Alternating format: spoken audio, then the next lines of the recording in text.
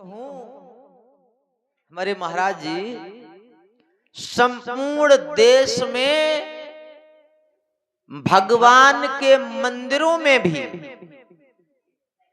प्रसाद के रूप में बकरों की बलि चढ़ाई जाती थी और आज भी चल रही है। ये संसार के जितने लोग हैं, बहुत से लोग ऐसे हैं जो अपनी स्वाद इंद्रिय को, जबकि हकीकत कहा जाए जिसमें लोग स्वाद ढूंढते हैं उसमें स्वाद हो ही नहीं सकता। हमने बहुत से लोगों को, यद्यपि अब नहीं, पहले मदिरा पीते हुए एक दो बार मेरी नजर पड़ गई। अब समाज है, कभी ना कभी नजर पड़ी जाती है। तो लोग आंख बंद करके पीते हुए देखे मैंने। हमने सोचा कि आंख बंद क्यों करते हैं, तो बाद में पता लगा, हमने पता किया अपने अन्य साथियों से, बोले कड़वी होती है। तो हमने कि कड़वी होती तो फिर पीते क्यों है, बोले पता नहीं। तो जरा सोचो, जिस चीज को देखने से व्यक्ति के अंदर भी भत्स रस, जिसको कहते हैं घिन, वो उत्पन्न हो जाए, तो वो कैसे लोग हैं जो उसको ग्रहण कर लेते हैं, खा लेते हैं। और दुर्भाग्य इस भारत भूमि पर एक समय ऐसा भी आया जब मंदिरों में भी बकरों की बलि इत्यादि चढ़ती थी। ऐसे कलिकाल में हमारे भगवान श्री कृष्ण, भगवान श्री राम जी रामानंद के रूप में और कृष्ण जी राधा के भाव में, राधा विरह क्या होता है, ऐसे भाव में हमारे इस कलिकाल में गौड़ देश में उत्पन्न हुए, जिनकी कथा हमने आप लोगों को कल संक्षिप्त सुनाने का प्रयास किया। यहां तक कि केवल अवतार और आगे अवतार और बाल लीलाओं को हम लोगों ने श्रवण किया।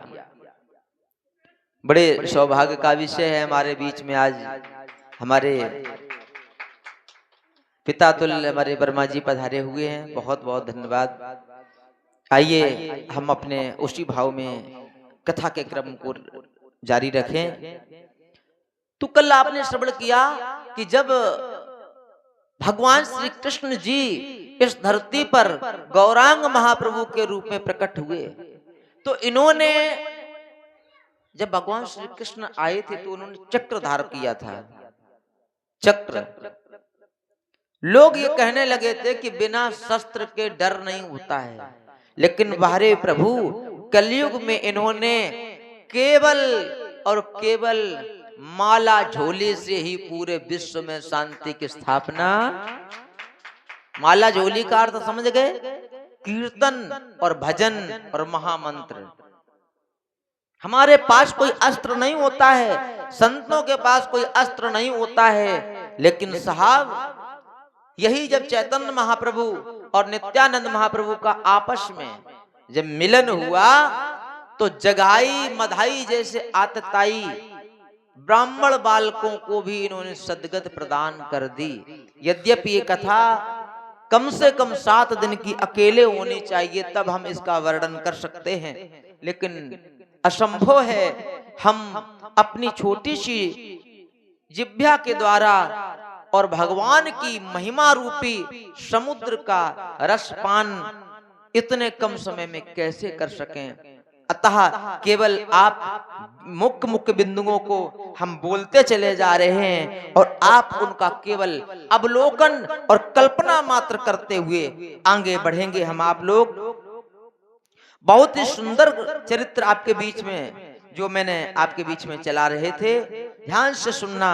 जब भगवान श्री कृष्ण गौरांग रूप में जब रोने लगे पालना में, तो मैया ने बहुत कुछ खेल खिलौने दिए, यही तो थे, लेकिन उन्होंने कुछ नहीं। अंत में क्या लिया? हरि बोल मुख से निकल गया, मुकुंद माधव निकला, तो वो रोने की जगह शांत होकर के मुस्कुराने लगे, हंसने लगे। बस मैया को यही रूप लग गया, एक दवा है। जब भी निमाई रोते, अच्छा इनका निमाई नाम क्यों पड़ा? इसके कई कारण हैं साहब। सबसे पहला तो कारण ये है कि ये जो निमाई के रूप में इनका नाम हुआ, इनकी मैंने बताया कि 8 बेटियां हुई थी जगन्नाथ मिश्र की, और 8 की 8 खत्म हो गई। विश्वरूप हुए, वो पढ़ने के लिए अद्वैताचार्य जी के पास पहुंचे, और वो भी इतने पढ़ने में हुए कि उनको वैराग्य जागृत हो गया, और वो घर छोड़ करके रात्र में अपने मामा के लड़के को साथ लेकर के वो भी चले गए, और उसके बाद वापस कभी उस मायापुर में नहीं गए। क्या किया उन्होंने? पूरे जीवन उन्होंने हरि नाम संकीर्तन लिया, और ज्यादा जिए नहीं वो। अंत में श्री विठ्ठल भगवान जो पंढरपुर में, जहाँ के नामदेव जी जिनकी आज हम लोग पावन कथा श्रवण करेंगे, उनके वहां पर जाकर के उन्होंने दर्शन किए, और अंत में वहीं अपने शरीर का पूर्ण भगवान के धाम में पहुंचे, शरीर को पूर्ण किया। ऐसे तो निमाई जी का नाम यानी कि गौरांग जी का नाम जब संस्करण हुआ, तो उसमें अब बुलाने के किसी तो आचार आवश्यकता है नहीं, क्योंकि इनके नाना जो नीलांबर चक्रवर्ती हैं वो स्वयं ही बहुत बड़े ज्योतिषाचार्य हैं। उन्होंने और अन्य लोगों ने मिलकर के नामकरण संस्कार किया। उस नामकरण संस्कार में हमारे कथा के प्रेमियों नाम रखा गया विश्वंभर। विश्वंभर समझ रहे हो? जो विश्व का भरण पोषण करे। कौन करता है? जिसका नाम भगवान है। भाई विश्व का भरण पोषण कौन करता है? जिनका नाम भगवान है। विश्व भरण पोषण कर जोई, ताकर नाम भरत अश होई। तो वही तो है। तो भैया हुआ क्या, नाना प्रकार से नाम रख के निमाई क्यों रखा गया? कहते हैं कि जो मैया सची थी, इनका जो घर था एक विशालकाय नीम के नीचे था, निबौरी गिरती रहती थी समझो। तो कुछ संतों का भाव है नीम के वृक्ष के नीचे इनका जो सूतका गृह है, जहाँ मतलब प्रसव हुआ था, इसलिए नीम का। कुछ लोगों का कहना ऐसा नहीं है। सारी कन्याएं इनकी और जो भाई बहनें थे वो मतलब बहनें थी मर गई। कहीं यमराज हमारे इस पुत्र को भी ना उठा लें, इसलिए निमाई निमाई कहने लगे। निमाई का मतलब है नीम, मतलब निमौरी यानी कि कड़वी चीज रख दो तो कहीं नहीं आएंगे, है ना। ऐसे कई भाव, लेकिन हमारी दृष्टि में तो ये है अनायास ही, जैसे हम अपने बच्चों को अप्पू पप्पू डप्पू कहने लगते हैं। सही क्या है? मतलब डब्बू का नाम, मतलब डब्बू का मतलब क्या हुआ? क्यों रखे जाते हैं? कलयुग की महिमा। एक गांव है, उस गांव को हम जानते हैं। उस गांव में एक बहुत अच्छे संत जी हैं, उनका पूरा घर शिष्य है, और बेचारे खोपड़ी पटक पटक के उन्होंने कम से कम 36-37 भागवत कर डाली 22 घर में। और कहीं अपने बच्चों का नाम रखो कैसा, जैसे नारायण रखा था किसने? अजामिल ने। और समझाते समझाते थक गए, और उनके घर में 4 बहुएं, और चारों बहुओं ने अपने बच्चन को नाम नहीं रखो। छोटी बहू ने अपने बच्चा का नाम कन्हैया जरूर रखो। ताली बजाओ। अब कहाँ की घटना है वो हम बताएंगे नहीं। तो हम कहने का मतलब है ये नामों से हमारा कोई वो नहीं है, यहाँ अनायास ही नाम रख लिया गया। छोटी छोटी सखियां, छोटी छोटी बेटियां, छोटी छोटी और माताएं, उनकी कोई काम नहीं होता है, फिर भी इनके घर आती हैं। क्यों? ये घुटनों के बल चलते हैं, पैर में नूपुर बंधे हैं, और बड़े रूप तो हम कल बता ही चुके हैं। तप्त कांचन गौरांगी, तपे हुए सोने के समान इनका मुखमंडल है, सब प्रसन्न है। तो उनसे कहते, ए लाला चल थोड़ा नाच के दिखा दे। नाच के। बोले तो क्या होगा, क्या दोगी? बोले मिठाई देंगे। तो मिठाई का जो नाम नहीं, तो कल पहले दो मेरे को मिठाई। तो जब देने के लिए कहते तो वो थोड़ी थोड़ी मिठाइयां लेके आते हैं, बढ़िया बढ़िया रबड़ी इत्यादि लेके आते, और जब लेते हैं और खाते हैं फिर ये नाचते हैं। और नाचना कैसे होता है? अच्छा हम आपसे कहें कि अभी हाल खड़े हो जाओ, इनसे कहें आप शांत रहो, और आपसे कहें नाचो, तो तुम नाच सकते हो क्या? नृत्य करने के लिए कुछ चीजें आवश्यक होती हैं। नंबर 1, कोई बढ़िया बेसुरा नहीं, सुरीला गाने वाला। क्यों सर? सुरीला गाने वाला हो। अब कोई सुरीला ना गाने वाला हो, तुम नाच के दिखाओ, नच। सुरीला बजाने वाला भी होना चाहिए, बढ़िया कलाकार होना चाहिए। तब उसके बाद में कोई साथ साथ में उत्साहवर्धन करने वाला भी होना चाहिए। होना चाहिए कि नहीं होना चाहिए? और जब उत्साहवर्धन करने वाला भी होता है, तब कहीं अपने आप पैर थिरकने लगते हैं, जैसे कि अभी होने वाला हो सकता है, पता नहीं। उन्होंने कहा कि ठीक है, हम नाचेंगे तो, लेकिन सबसे पहले एक वादा करो, क्या मेरा साथ दोगे? तो कहा ठीक है। तो साथ की बात आ गई साहब। तो हम एक संगीत गाएंगे, अगर सुरीला लगे और सुरीला बजे तो आप लोग अगर खड़े ना हो सको तो कम से कम बैठे बैठे तालियां बजाना जरूर है। निमाई कह रहे हैं क्या? अरे सखियों, अरे माताओं बहनों, तुम हमारे पास आई तो हो, लेकिन ऐसे नहीं, हम जो गाएं वो गाओ। का ठीक गाओ। तो कहते हैं क्या? हे मेरी बहनों, हे मेरी मैयाओ, अरे कोई ले लो रे, ले लो राम को नाम, अरे कोई ले लो रे, लो राम को नाम, अरे कोई ले लो राम को नाम, अरे कोई ले लो रे, ले लो रे राम को नाम। आप यहाँ आओ, यहाँ एक लोग बैठो, माइक देंगे हम, आप नहीं। हम ये कहना चाहते, एक माइक और अगर हो व्यवस्था तो करो, बीच में पहुंचाओ माइक, अगर हो तो करो। उठाओ हाथ। ले लो राम को नाम, अरे कोई ले लो रे, ले लो राम को नाम, अरे कोई ले लो रे, ले लो राम को नाम, अरे कोई।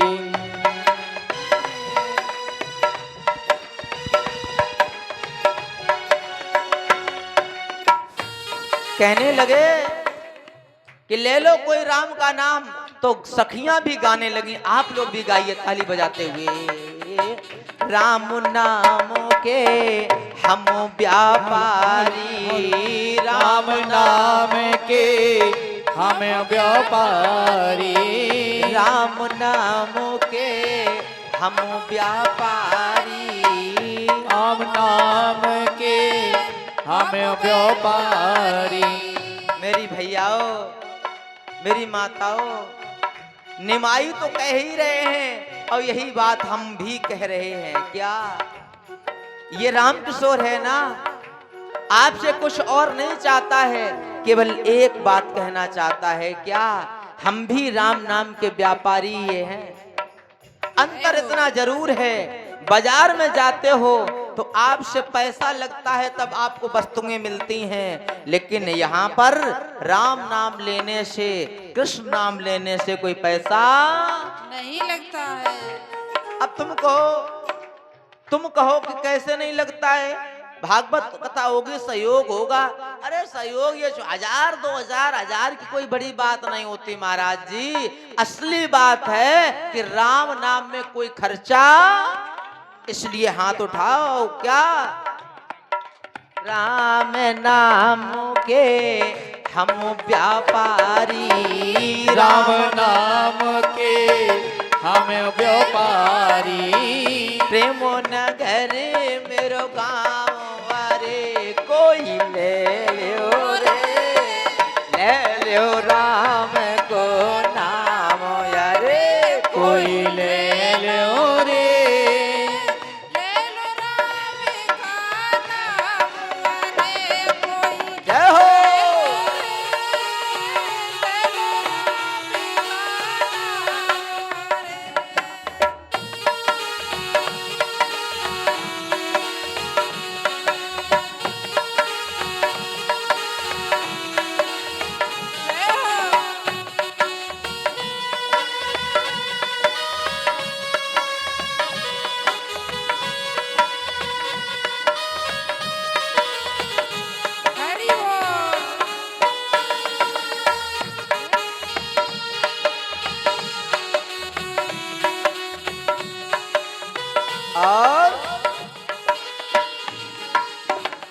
ना यहाँ गंगा ना यहाँ यमुना ना यहाँ गंगा ना यहाँ यमुना ना यहाँ गंगा ना यहाँ यमुना ना यहाँ गंगा ना यहाँ यमुना।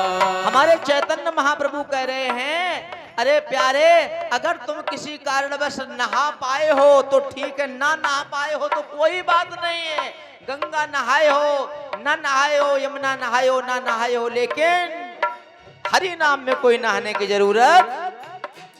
अरे ना यहाँ गंगा ना यहाँ यमुना ना यहाँ गंगा ना यहाँ यमुना नहबे को काम अरे कोई ले लो रे, ले लो राम को नाम अरे कोई ले लो श्याम को नाम।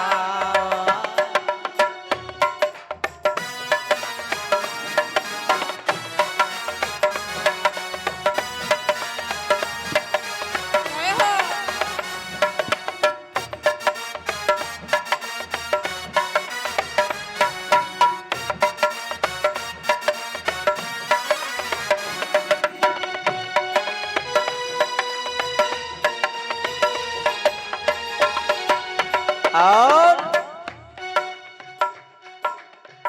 ना यहाँ किलो बाटे ना ये तराजू, ना यहाँ किलो बाटे ना तराजू। बाजार में जाओगे, कहो 1 किलो आलू दे दो तो तराजू उठाएगा, किलो रखेगा तब तौलेगा। लेकिन राम नाम और कृष्ण नाम को तौलने की जरूरत नहीं है। प्यार से बोलो राधे राधे राधे राधे। ना यहाँ किलो बाटे ना ये तराजू, ना यहाँ किलो बाट ना तराजू। ना ये तौलने को काम यारे कोई ले लो राम को नाम यारे कोई ले लो रे, ले लो राम को नाम। और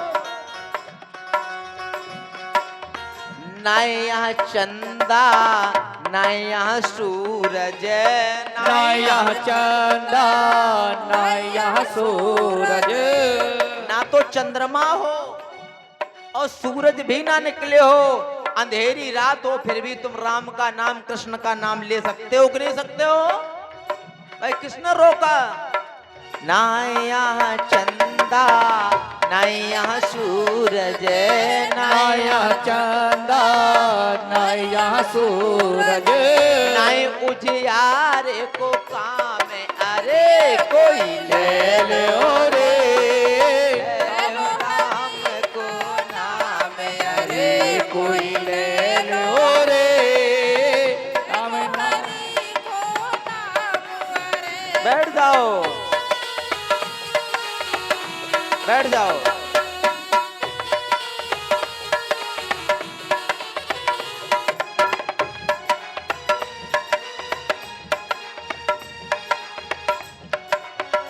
जय हो, जय हो।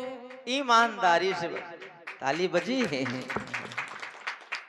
ईमानदारी से बात है कि भगवान का राम नाम का कृष्ण नाम का या किसी को भी जो आप स्मरण करते हो उसके नाम लेने में जाप करने के लिए इन चीजों की कोई जरूरत नहीं है। केवल तुम्हारा भाव होना चाहिए। अब तुमको एक सच बताएं, गुप्त बात, तुम कहो क्यों नहीं, तो उसके लिए बताएं, इसमें कोई तौल नाप नहीं भगवान के नाम की। एक उदाहरण आ गया, मुझे बहुत अच्छा, ध्यान से सुनना। यद्यपि कथा चल रही है उसको हम संक्षिप्त करने जा रहे हैं, लेकिन एक भाव आ गया तो सुन लीजिएगा। एक संत जी रहते थे, संत जी के सामने एक कोई प्रत्येक दिन एक ग्वारिन रहती थी। ग्वारिन मतलब वो दूध बेचती थी, भैंस गाय का दूध बेचती थी। तो वो नित्य प्रति उससे तमाम लोग दूध लेने आते थे। एक दिन की बात है, संत जी ने नजर की उस पर, तो देखते सबको कोई आधा किलो, कोई पौआ भर, कोई 1 किलो दूध लेता था, कोई 2 किलो लेता था, सबको नाप नाप के देती थी। और एक पुरुष उसमें ऐसा आता था जिसको वो इधर देखती उधर देखती, जब कोई नहीं होता तो ऐसे भर के 1 लीटर की जगह आपका 1.5 लीटर भर दे, और सबसे पैसा लेती थी, उससे पैसे भी नहीं लेती थी। संत जी ने सोचा सबके साथ व्यवहार एक जैसा होना चाहिए, पैसा इससे क्यों नहीं, एकांत में पूछा। अच्छा संत जी थे कैसे? इतने अच्छे थे, हमेशा तुम्हारे तरह माला झोली, हाँ हमेशा माला जाप काउंटर चलते ही रहता, आज 10,000 20,000 नाम, आज मेरे 16 माला हो गई वगैरह वगैरह टांगे ही रहती थी। तो उन्होंने पूछा, बेटी एक बात पूछूं? हाँ महाराज पूछो। बोले आप संकोच मत करना, बताना ठीक ठीक सही बताना। बोले हाँ बिल्कुल बताएंगे। कहा हम ये पूछना चाहते, तुम सबको दूध देती हो, किसी को थोड़ा किसी को ज्यादा, उसके आधार पर उसका तुम जो भी मूल्य है उसको लेती हो, लेकिन एक व्यक्ति हम देखते रोज आता है, उसको तुम छुप करके तो दूध देती हो और मनमानी तरीके से कोई नाप तोल नहीं ऐसे ही दे देती हो, और रुपया भी नहीं लेती हो। तो उन्होंने कहा महाराज ये न पूछो। नहीं बोले महाराज बताओ। तो उन्होंने जो जवाब दिया सुनना ध्यान से। उन्होंने कहा हे महाराज जी, सब लोग हमारे ग्राहक हैं, लेकिन वो हमारा ग्राहक नहीं है, वो मेरा प्रेमी है, और मैं दुनिया से छुप करके उसको प्रेम करती हूँ। अब प्रेमी से भला क्या तौल नाप और क्या रुपया। बुद्धि घूम गई। बोले ये संसार का एक पुरुष से ये प्रेम करती है तो कोई तौल नाप नहीं, कोई तौल नाप नहीं और रुपया भी नहीं, और हम एक ऐसे मूर्ख जो भगवान से प्रेम करते हो माला गिन गिन के कर रहे हैं, फेंक दी माला। अब ताली वाली कुछ नहीं, हम जानते हैं, भूल जाते हो, फेंक दी माला। बोले आज के बाद हम अनवरत भगवान का नाम जाप करेंगे। तो आप फेंकना नहीं, आप नहीं फेंकना, क्योंकि उस कोट के अभी तुम नहीं हो। हाँ जो गुरु करे वो शिष्य को नहीं करना चाहिए, क्योंकि गुरु समर्थ हो चुका है, वो बहुत पहले से जुड़ा है।